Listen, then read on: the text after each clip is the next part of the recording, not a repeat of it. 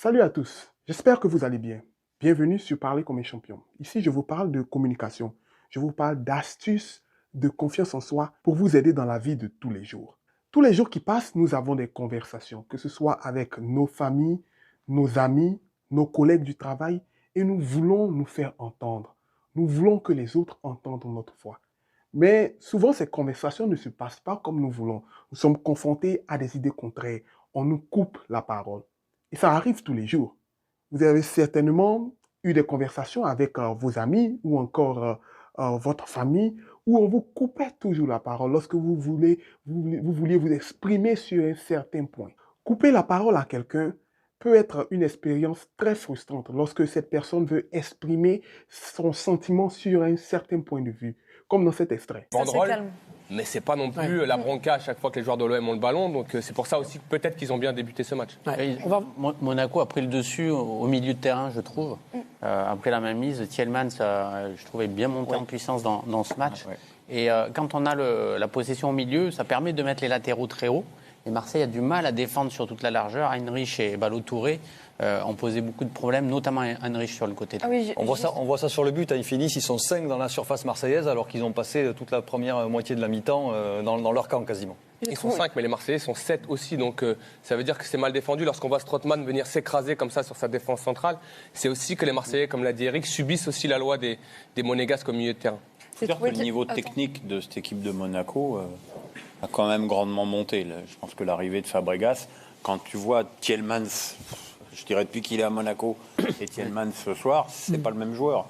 Et souvent, c'est une question de couple. Tu sais, mon chéri.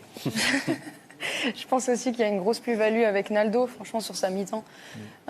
C'était un gros point faible. Lui, ça affole pas. Alors, lui... Non, mais... Alors, comment faire lorsque vous êtes en conversation avec une personne et que cette personne vous coupe constamment la parole, vous frustre et vous arrache ce droit de vous exprimer de façon libre? Alors, j'ai fait des recherches et je veux partager avec vous aujourd'hui 3 astuces pour répondre à quelqu'un qui vous coupe constamment la parole. Suivez avec moi.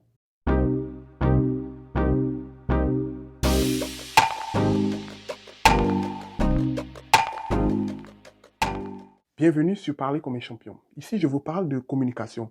Je vous parle d'astuces, de confiance en soi pour vous aider dans la vie de tous les jours.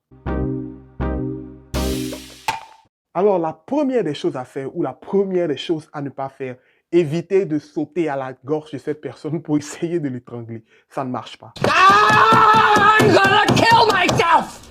Wow. I'm going to kill myself and it's your fault!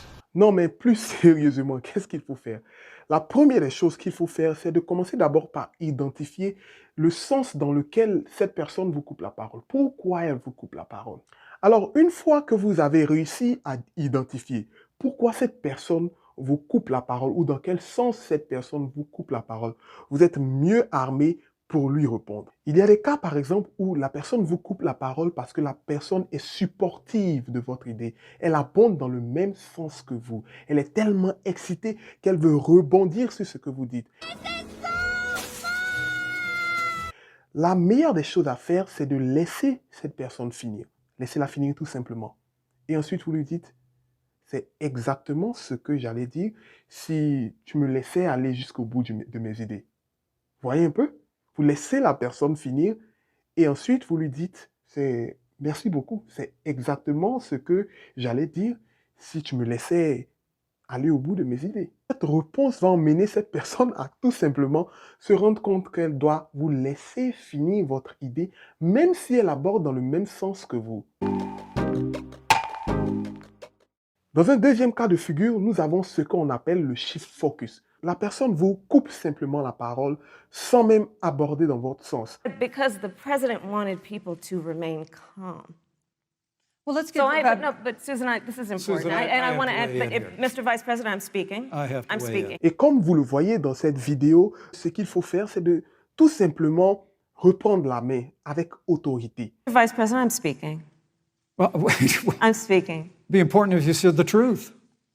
If you don't mind letting me finish, we can then have a conversation, okay? Please. Okay. Dire simplement à cette personne, hey, écoute, je n'ai pas encore fini mon idée. Laisse-moi finir, laisse-moi aller jusqu'au bout de mon idée Et ensuite, on pourrait avoir une conversation plus équilibrée. Il faut tout de suite faire remarquer à cette personne qu'elle n'est pas dans le droit de vous couper la parole. Dans le troisième cas de figure, la personne pourrait être plus agressive. Dans ce cas, ce qu'il faut faire, c'est tout simplement garder le silence. Parce que vous savez, il y a une puissance dans le silence. Imaginez-vous qu'une personne, vous êtes dans un débat avec une personne et cette personne vous coupe la parole et commence à vociférer, commence à crier. Le fait que vous puissiez tout simplement vous taire et regarder cette personne calmement, laissez-la finir de parler.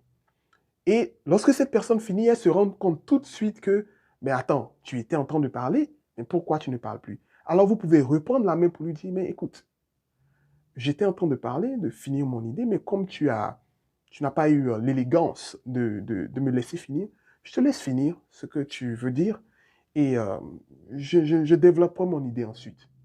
Vous voyez, ça donne un sens de grandeur, un sens de, voilà, je suis au-dessus de la mêlée, je suis pas au niveau auquel tu es. Moi, je suis plus sage, moi, je suis plus calme, vous voyez. Vous vous positionnez comme quelqu'un de très mature. Voilà donc, chers amis, donc pour répondre à une personne qui vous coupe constamment la parole, il faut commencer d'abord par identifier dans quel sens cette personne vous coupe la parole.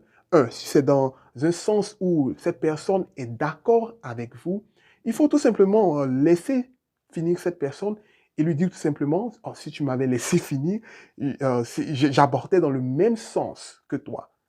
Et cette personne comprendra tout de suite que, en fait, il fallait qu'elle te laisse finir ton idée. Dans le deuxième cas de figure, ce que j'ai appelé le shift focus, il fallait tout simplement imposer son respect, imposer son autorité devant cette personne pour lui dire, écoute, si tu me laisses finir, parce que nous sommes dans un débat équilibré, nous pourrons avoir une conversation plus équilibrée.